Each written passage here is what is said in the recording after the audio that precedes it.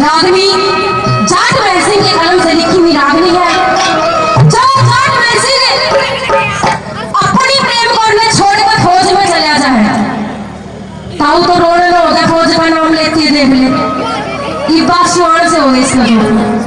ताऊ कोई नहीं, खुद आपा में कोई बेइज्जत है, उरे रखा नहीं, उरे घर की रक्षा कर ले तू, छोड़कर प्रेम को ने फौज में चला जाए। तो पीछे ये इसे रण में जो बैठे हैं ना, उस पूरे रूप और ना बहुत बड़े दुखी कर रहे थे। स्पेशल निकाली जी मैं सब कह रही हूँ, कोई बात सीरियस ना लियो। हाँ लुक हेलो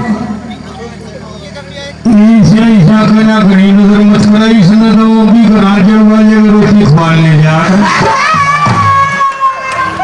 हाँ वो भी दूर लो है, होता है। मेरी बात सुनो, रोटी खाने खातर ये किसी ने भी ले जाता हो, लेकिन मेरे बारे में नहीं सोचेगा। पूछ ले जी, तेरे बारे में सचवाओगी तो रागनी खाने मास हो जाएगा। सुचवाओगी कि क्या मतलब हो जाएगा।